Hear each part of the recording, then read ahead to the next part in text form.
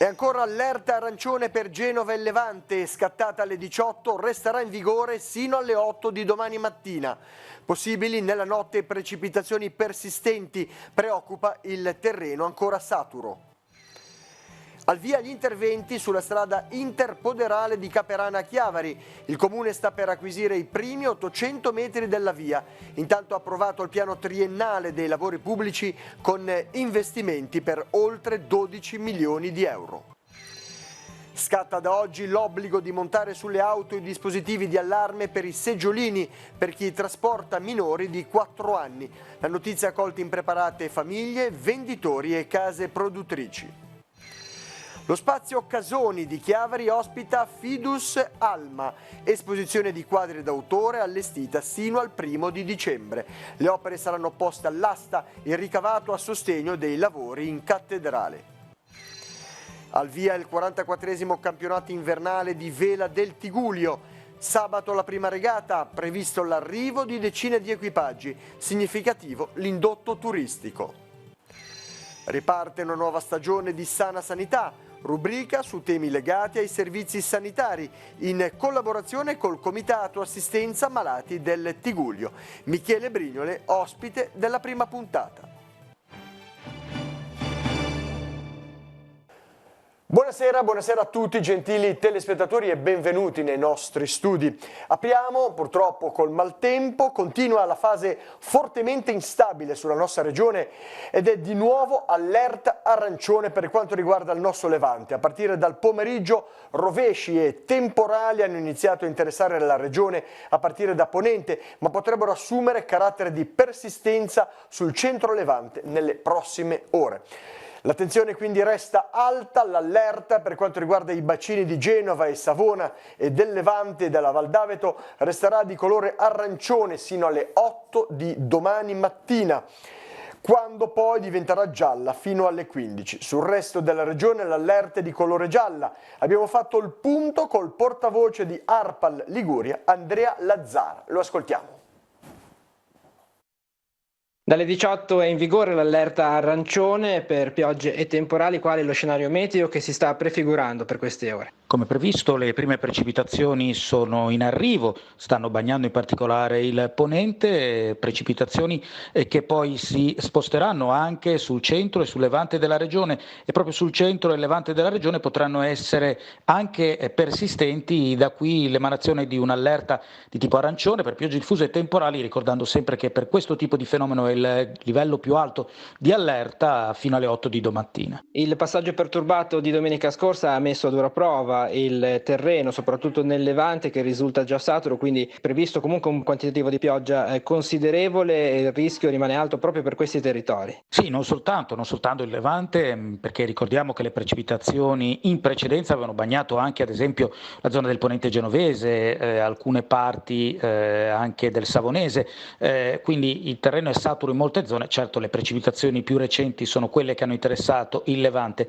In questo caso si tratta di un passaggio che può andare a incidere ovviamente su un terreno, come dicevi giustamente tu, già saturo, quindi con poca ricettività rispetto alla pioggia in atto, ma i fenomeni temporaleschi possono essere anche quelli che possono dare delle risposte, dei corsi d'acqua più brevi e anche più rapide. Il centro operativo regionale resta attivo, sarà in funzione per tutta la durata dell'evento, per tutta la notte. Ci saranno ulteriori confronti per quanto riguarda le nuove uscite modellistiche e ci sono aggiornamenti in vista anche per lo sviluppo appunto della perturbazione. La sala operativa regionale con gli uomini e personale di protezione civile, ARPAL con previsori, idrologi, comunicatori, ma anche i vigili del fuoco, la Croce Rossa è sempre attiva in qualsiasi allerta di qualsiasi livello e dunque sarà presente fino alla conclusione di questa allerta. Ovviamente vengono valutate tutte le corse modellistiche anche nelle prossime ore, ma comunque diciamo che lo scenario al momento è definito e per il momento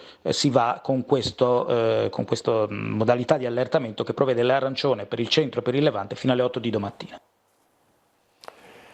Per quanto riguarda l'attività didattica, al momento domani le scuole saranno aperte in quasi tutti i comuni del Tigullio, fermo restando decisioni prese in corso di allerta che potrebbero essere comunicate nelle prossime ore. Resteranno chiuse invece a Mezzanega e a Borzonasca. Per quanto riguarda Chiavari, l'unica modifica interessa le scuole del circondario di Corso Millo, che apriranno alle 8 del mattino anziché alle 7:30. Una serie di trombe marine si sono formate questa mattina poco prima delle 10 al largo di Genova.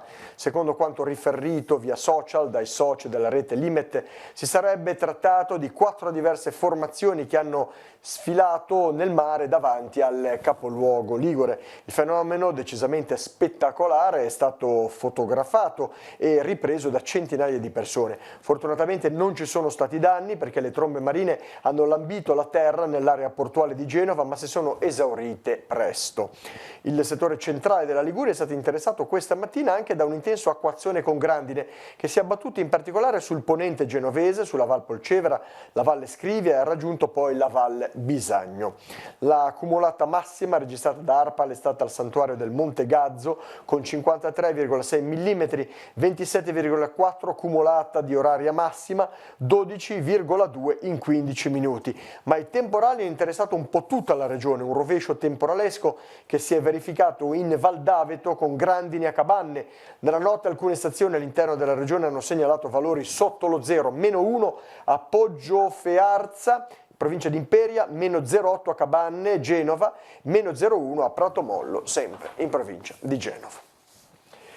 E si è verificato anche un albero caduto la scorsa notte in Valle Scrivia sulla strada provinciale 26 in località San Siro Foce. La pianta ostruiva il passaggio dei mezzi e nella primissima mattinata è dovuta intervenire la squadra dei Vigili del Fuoco di Chiavari che hanno provveduto alla rimozione.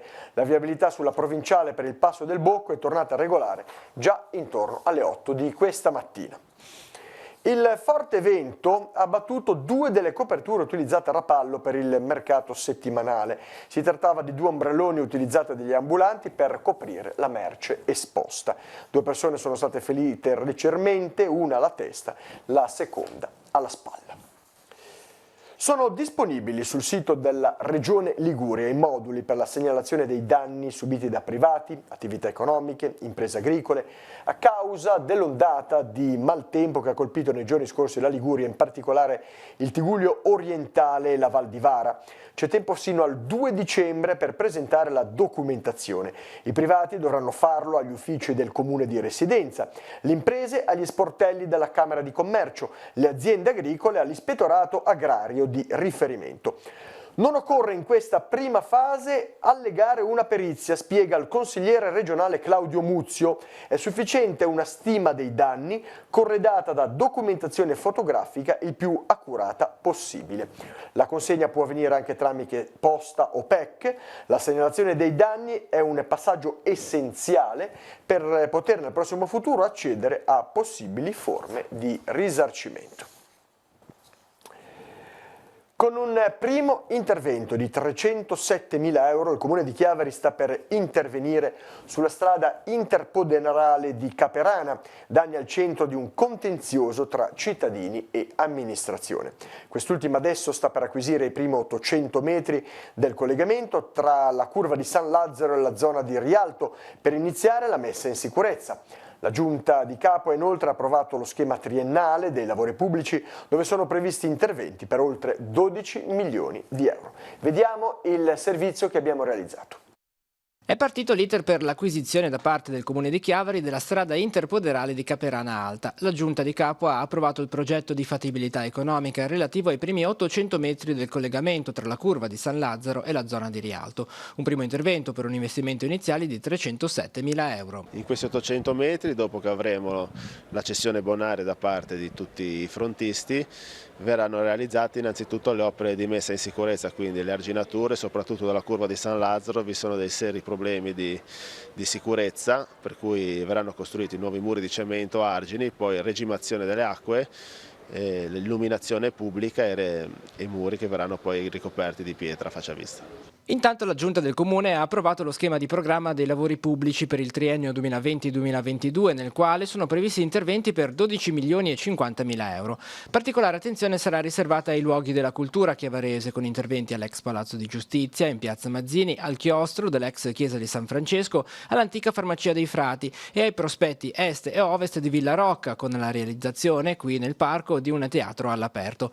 Prosegue anche la messa in sicurezza degli edifici scolastici cittadini e degli impianti sportivi. Abbiamo un progetto importante per la scuola di San Pier di Cane di oltre 1 milione di euro, per il quale abbiamo chiesto un finanziamento per l'efficientamento energetico e il miglioramento antisismico dalla Regione Liguria, ma anche un'attenzione agli edifici culturali. Corposo anche lo stanziamento per le opere di manutenzione della pavimentazione di Piazza Verdi, via Costaguta, 400 mila euro, e dei marciapiedi cittadini, 1 milione di euro complessivi, tra i quali quello di via Parma, che sarà allargata di fronte alla scuola telecomunicazioni. Prevista la riqualificazione di piazza Nostra Signora dell'Orto per oltre 1 milione di euro e di piazza Salvo d'Acquisto a San Pier di Cane, oltre al dragaggio del porto turistico Gatti. Infine sono stati inclusi investimenti anche per la difesa del suolo, con la messa in sicurezza e mitigazione del rischio idrogeologico del torrente Rupinaro e del Rio Campodonico. Ogni anno prevediamo di investire sul torrente Rupinaro 1 milione di euro, quindi 3 milioni in 3 anni. Abbiamo anche attenzione ai corrivi dell'Entella, dove abbiamo avuto un contributo regionale di 330 mila euro, ma che dovremo integrare con risorse proprie nostre per 300 mila euro. Abbiamo anche in previsione di fare tutta la pista ciclabile lungo il fiume Entella fino al confine con Carasco. Scatta quest'oggi l'obbligo del dispositivo anti-abbandono per i bambini sotto i 4 anni. A ricordarlo è il Ministero dei Trasporti. Molte famiglie si sono ritrovate impreparate all'entrata in vigore di questo provvedimento e c'è chi chiede la sospensione delle sanzioni. Vediamo. Al negozio qua, come altri, hanno fatto gli ordini, però non sanno neanche loro quando poi riusciranno le ditte a spedirglieli. Loro ad esempio stamattina ne avevano 30, l'hanno venduti tutti in un colpo solo. E caccia al dispositivo anti-abbandono questa mattina dopo l'entrata in vigore a sorpresa del regolamento di attuazione dell'articolo 172 del nuovo codice della strada, con tanti dubbi e perplessità da parte delle famiglie. L'obbligo riguarda l'installazione sui veicoli di un dispositivo di allarme la cui funzione è quella di prevenire l'abbandono dei bambini di età inferiore ai 4 anni. Si attiva nel caso di allontanamento del conducente e può essere integrato nel seggiolino o indipendente dal sistema di ritenuta. Il dispositivo dovrà avere una dichiarazione di conformità. Nonostante l'utilità del provvedimento, i genitori erano poco informati, impreparati all'entrata in vigore oggi, spaventati anche dalle possibili sanzioni, come ci racconta questo papà intervistato questa mattina a Chiavari. Potrebbe essere una cosa utile sicuramente, solo che è il sistema che viene diciamo, messo in vigore che non va bene, perché la gente non è messa al corrente di questa cosa e quindi devono dare il tempo di prepararsi. Noi ad esempio stamattina siamo venuti per comprarlo, però addirittura non solo il negozio ma proprio la ditta che li produce non hanno questi materiali da vendere, quindi diciamo che se io oggi sono in giro con la macchina e la bambina io già sarei fuori regola, però cosa gli dica il vigile o il carabiniere che mi ferma? Sono andato, non l'ho trovato, lui può dire dovevi adeguarti. Noi eravamo fuori Italia, eravamo in ferie in Europa, di questa cosa non sapevo, se io stamattina non capitavo qua nel negozio non avrei saputo di questa cosa qua, quindi diciamo va bene fare diciamo, delle leggi, attuare questi sistemi, soprattutto per i bambini dei neonati, per la sicurezza va benissimo, però che devono mettersi nelle condizioni di poterle fare queste cose.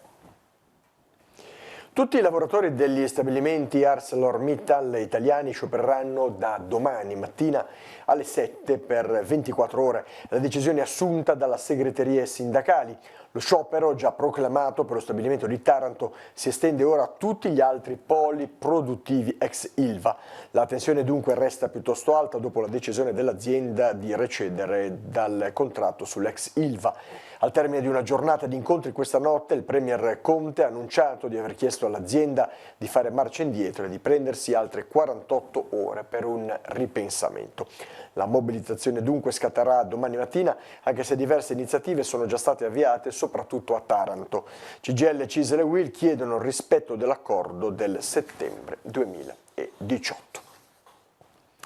Resteranno chiusi sino a domani mattina alle 6 i gestori degli impianti di rifornimento di carburanti, sia di rete autostradale che ordinaria, che hanno aderito allo sciopero nazionale proclamato da FAIB, Confesercenti, Anisa, Confcommercio e Fecica Cisl. Dai primi dati che affluiscono avrebbe aderito una larga maggioranza di benzinai, a testimonianza del livello di preoccupazione della categoria sia per i rapporti con le compagnie sia per le continue vessazioni fiscali. Attenzione alle truffe che viaggiano via posta elettronica, lo ribadisce l'Agenzia delle Entrate, che avvisa i contribuenti come in queste ore stiano arrivando email con allegato un documento che in realtà contiene un codice malevolo che blocca il computer. Ne parliamo nel nostro Sportello Economia, la sigla.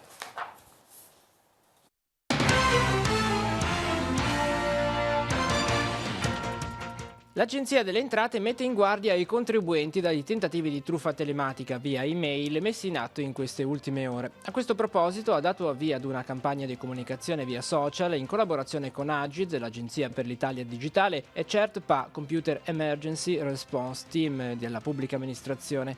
Quella in atto, avverte l'Agenzia, è una campagna ransomware che utilizza loghi e riferimenti dell'Agenzia delle Entrate e sfrutta domini recentemente registrati ad hoc, ma che non corrispondono a quello ufficiale dell'Agenzia delle Entrate, www.agenziaentrate.gov.it. Gli indirizzi internet incriminati al momento individuati sono 3, tutti con il dominio .iq e sono agenziaentrateInformazioni.iq, agenziaentrate.iq, agenziainformazioni.iq. Nella falsa email si invitano gli utenti a cliccare su un link per prendere visione di improbabili linee guida da seguire per evitare di essere segnalati dal sistema come soggetti a rischio controlli. In realtà l'allegato che si presenta sotto il nome di Verdi.doc apre un documento Word che scarica e attiva un codice malevolo Maze che infetta il computer, lo blocca e chiede il pagamento di un riscatto per sbloccarlo, criptando e alterando il contenuto dei file presenti sul PC. Cosa fare se si riceve un'email di questo tipo? L'Agenzia delle Entrate ha stilato una serie di consigli da seguire: non affidarsi ad un solo antivirus per non correre il rischio che non sia aggiornato, ignorare le email da fonti non attendibili, non cliccare su link sospetti o di cui non si conosce l'attendibilità, non aprire file eseguibili e se si ricevono file di tipo Office non abilitare le macro. L'Agenzia inoltre informa che stanno viaggiando via posta elettronica certificata anche numerosi virus associati all'apertura di file zippati che non vanno assolutamente aperti qualora non si sia certi della provenienza. Passiamo alla cronaca. 2 minorenni sono state denunciate per il furto di alcuni prodotti in un centro commerciale a Chiavari per aver dato false generalità ai carabinieri della stazione locale. Le 2 sono state rintracciate dagli agenti in seguito ad accertamenti. La merce è stata restituita all'esercizio commerciale. E un 22enne è stato denunciato sempre dai carabinieri di Chiavari perché è in possesso di una bicicletta oggetto di furto denunciato lo scorso gennaio. Gli agenti hanno fermato l'uomo, domiciliato alla Spezia ed incensurato durante un controllo alla stazione ferroviaria di Chiavari. In Liguria sono raddoppiate le segnalazioni di incidenti stradali causate da cinghiali. Oltre all'escalation dei danni alle culture agricole, nel 2018 i sinistri provocati dagli ungulati hanno superato in Liguria il centinaio.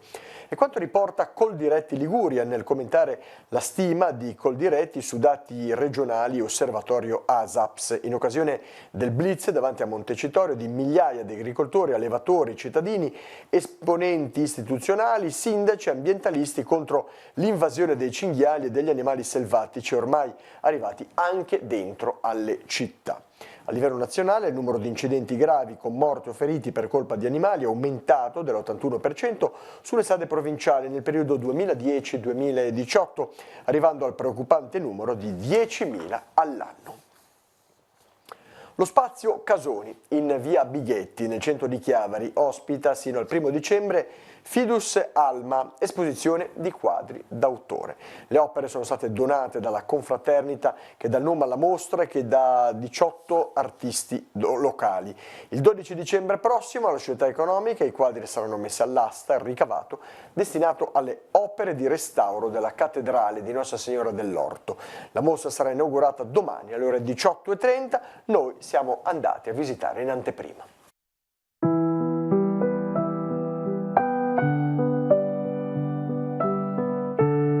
Come nasce nasce Fidus Alma? Fidus Alma nasce con un atto d'amore, è il nome della moglie di un nostro confratello, tra l'altro del priore, Giovanni De Martini, e per ricordare la moglie, la si può ricordare in tante maniere, abbiamo pensato di fondare questa confraternita che poi si interessa anche di attività, diciamo, di volontariato e di beneficenza. L'idea di questa mostra nasce anche correlata ai lavori che si stanno svolgendo nella cattedrale di Nostra Signora dell'Orto.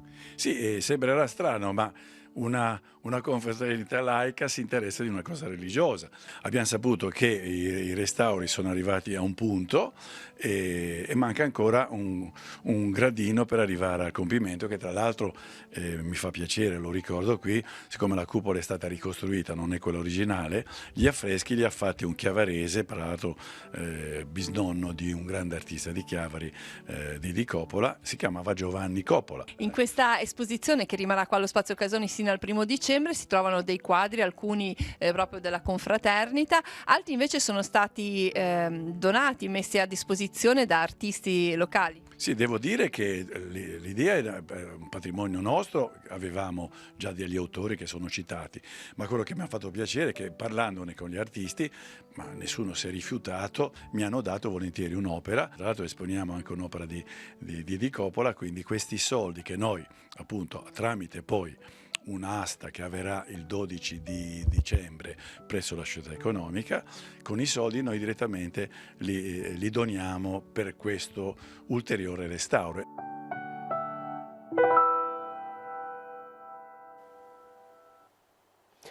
E ora apriamo la nostra consueta finestra sull'Arcidiocesi di Genova. Laura Ferrero, dalla redazione del Cittadino, presenta i prossimi appuntamenti religiosi realizzati e quindi organizzati nell'Arcidiocesi genovesi. Vediamo il servizio. Linea Genova. Un saluto da Genova. Domenica 10 novembre è in programma nella chiesa di San Gottardo la giornata diocesana delle famiglie. Alle 9:30 l'accoglienza, alle 10 l'incontro con il cardinale Bagnasco, che parlerà delle linee guida per l'anno pastorale. Alle 11 precederà la Santa Messa. Dopo il pranzo al sacco, alle 14:30 il gruppo Insieme per Cantare presenta lo spettacolo musicale Il coraggio della felicità, beatitudini, progetto di vita. Durante la giornata è previsto un servizio di animazione per i bambini. Domenica 10 novembre è la giornata diocesana della Casa del Clero, intitolata al cardinale Giuseppe Siri. La struttura di salita delle Fieschine è a disposizione dei sacerdoti più anziani e in difficoltà della diocesi. Si può contribuire economicamente per il suo sostentamento e tutte le informazioni su come fare sono disponibili sul sito del cittadino www.ilcittadino.ge.it. Lunedì 11 novembre sarà il professor Carlo Lupi a tenere la prolusione inaugurale del corso di teologia per laici di Dascaleion, che quest'anno verte sul tema La vita secondo lo spirito, la speranza. L'appuntamento è alle ore 17:15 presso la Sala Quadrivium. Per tutte le informazioni su questa occasione di studio e di ricerca e di approfondimento è possibile contattare l'Ufficio Cultura della Diocesi allo 010 27 00 251 oppure inviando una mail a cultura@diocesi.genova.it. La figura di Benedetto XV, Papa genovese, autore dell'enciclica Maximum Illud, al quale Papa Francesco si è ispirato per indire il mese straordinario della missione da poco terminato, è al centro di un convegno sul tema La pace, meraviglioso dono di Dio, Benedetto XV e la sua azione pastorale e politica al servizio dell'uomo. L'appuntamento per il convegno è alla Sala Quadrivium giovedì 14 novembre alle ore 15:30. Si parlerà in particolare del rapporto di Benedetto XV con il mondo tedesco durante la Prima Guerra Mondiale e della sua azione per la pace tra diplomazia e assistenza. Da Genova è tutto, vi invito a continuare a seguirci sul sito www.ilcittadino.ge.it e restituisco la linea a Chiavari. Bene, grazie. Torna la linea allo studio di Chiavari. Il Museo Archeologico della città di Sessi Levante cerca collaboratori esterni, soggetti competenti e con proposte innovative che possano integrare e arricchire l'offerta didattica e culturale per il prossimo biennio. I soggetti interessati potranno presentare le proprie proposte entro le ore 12 di sabato 30 novembre, secondo le modalità indicate nell'avviso pubblicato sui siti istituzionali di Mediaterraneo Servizi www.mediaterraneo.it, seguendo le modalità indicate nel bando. È stata presentata a Genova, alla presenza dell'assessore regionale Ilaria Cavo, Sono tutti cavoli nostri, la manifestazione dedicata alla buona tavola e alla valorizzazione dei prodotti tipici locali in programma a Lavagna dal 15 al 17 di novembre. Gli studenti della quinta D dell'Istituto Caboto di Chiavari hanno realizzato la grafica del logo della locandina e del pieghevole. Inoltre la professoressa Annalisa Fornasari, durante le giornate della manifestazione, coordinerà studenti dell'aziendale e del socio-sanitario nelle operazioni di accoglienza, a cominciare già dalla giornata di giovedì 14 novembre, destinata ai bambini delle scuole elementari, per proseguire poi, nei successivi, al supporto nelle varie attività destinate agli adulti. Il liceo Giovanni Davigo di Rapallo compie 30 anni. Per festeggiare il traguardo, questa sera al Teatro delle Clarisse in programma la consegna agli studenti del doppio diploma italo-francese, alla presenza del console onorario di Francia Luc Penard. Seguirà una rappresentazione teatrale in lingua sul tema del diverso. E ora, come di consueto, andiamo a vedere la scheda degli appuntamenti per la giornata di domani. Può partire la sigla.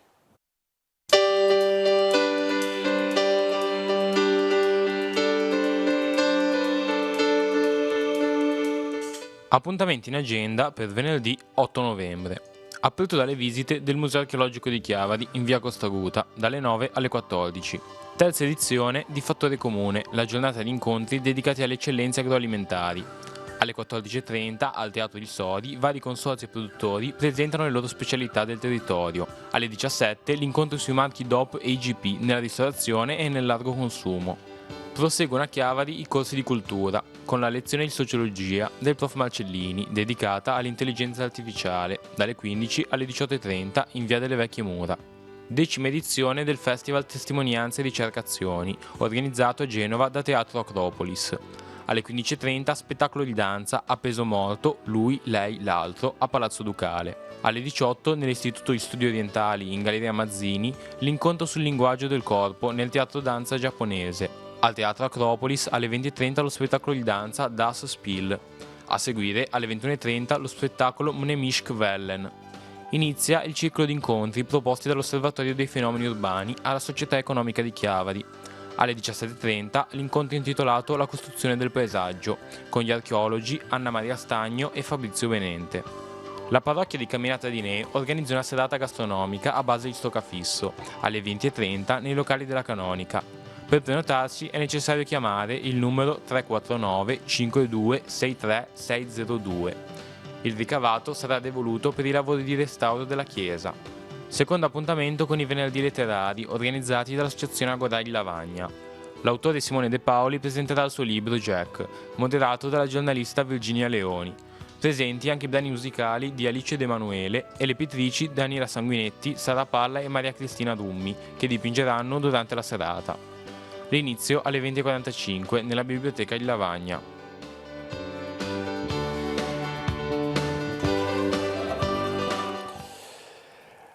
Al via dopodomani il 44esimo campionato invernale di velo organizzato dal Comitato Circoli Velici del Tigullio. 6 fine settimana di regate che porteranno decine di equipaggi nel golfo. Al di là dell'aspetto strettamente sportivo ed agonistico, significativo il risvolto turistico. Vediamo. Un'edizione quest'anno che si è rinnovata con alcune cose nuove, e la 44esima edizione. Sì, rinnovata perché quest'anno abbiamo introdotto una novità importante, cioè anziché le 2 manche di regate che facevamo negli anni passati, quest'anno ne abbiamo introdotta una terza. Una manche che si svolgerà nelle acque antistanti Santa Margherita, Rapallo e Portofino, su percorsi costieri, e questo per consentire ai regattanti ma anche agli abitanti di quelle cittadine di poter godere dello spettacolo che io ritengo fantastico, di queste barche a vela che passano proprio davanti a quel litorale. Anche quest'anno numericamente si dovrebbero raggiungere un buon numero di barche e comunque diciamo anche un aspetto turistico, ecco, non solo un aspetto agonistico molto valido, però anche un aspetto turistico, di portare persone in una stagione un po' quando magari c'è meno turismo. Beh sì, il numero oramai è consolidato dalle 40 alle 50 unità. I 100 partecipanti li avevamo negli anni 90, oramai non si può raggiungere quei numeri perché soprattutto in Liguria eravamo solo noi a organizzare le regate d'inverno. Sì, l'aspetto turistico è molto importante perché teniamo conto che noi avremo 6 weekend interessati da queste regate che partono dalla prossima weekend novembre e finiscono a febbraio. E questi equipaggi in questi weekend vengono anche da regioni limitrofe e hanno la necessità di dormire e magari anche di cenare in giro per tutto il Golfo Tigullio, quindi c'è sicuramente un risvolto turistico molto, molto significativo. È anche significativo il fatto che spesso incontro dei gestori di bar e ristoranti che mi chiedono quando c'è la prossima regata e così via. Questo significa che anche loro si accorgono di questo effetto domino. Ora spazio alla nostra programmazione, riprende da questa sera su Telepace 1 al canale 15 del vostro telecomando un nuovo ciclo della rubrica Sana Sanità, approfondimento su temi legati a servizi e operatori sanitari, realizzati in collaborazione col Comitato Assistenza Malati del Tigullio. Nella prima puntata della nuova serie sarà ospite Michele Brignole, già primario del reparto di cardiologia dell'ospedale di Lavagna. L'appuntamento ogni giovedì alle ore 21:10 su Telepace 1, un'anticipazione.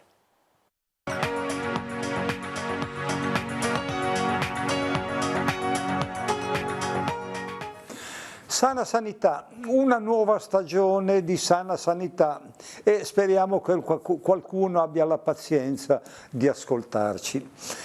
Abbiamo ospite il professor Michele Brignole, già primario dell'ospedale, della cardiologia dell'ospedale di Lavagna. Come si diventa ricercatori? Si può diventare ricercatori per professione e questi sono gli universitari. Chi fa la carriera universitaria è pagato per fare anche ricerca, deve fare insegnamento e ricerca. I medici ospedalieri, come sono i medici dell'ospedale e del servizio sanitario, devono fare assistenza al 100%, per cui la ricerca è una qualcosa in più, è una cosa che uno deve avere la passione, l'hobby di farlo, sacrificando quel tempo ad altre cose. A chi devi dire grazie tu? Cosa ti posso dire? Ti posso dire che prima di tutto devo dire grazie a Vertulla, perché lui ha iniziato insieme a me, siamo stati assunti assieme e abbiamo costruito assieme la cardiologia, ma non eravamo solo io e lui, eravamo un gruppo di medici che adesso siamo tutti pensionati, io sono l'ultimo, però abbiamo costruito la cardiologia. A tutti i medici che si sono succeduti in questi anni, gli infermieri che devo dire che abbiamo sempre avuto degli infermieri di altissimo livello. Io ringrazio il comitato, perché se non ci fosse stato il comitato non avremmo l'emodinamica. I malati con infarto non sarebbero curati a Lavagna. Ricordate, interessante questa prima puntata, 21:10, Telepace 1. Io mi fermo qui con l'informazione, prossimo appuntamento domani 12:45 con Tigullio Oggi. Grazie per la vostra cortese attenzione, una buona serata a tutti, arrivederci.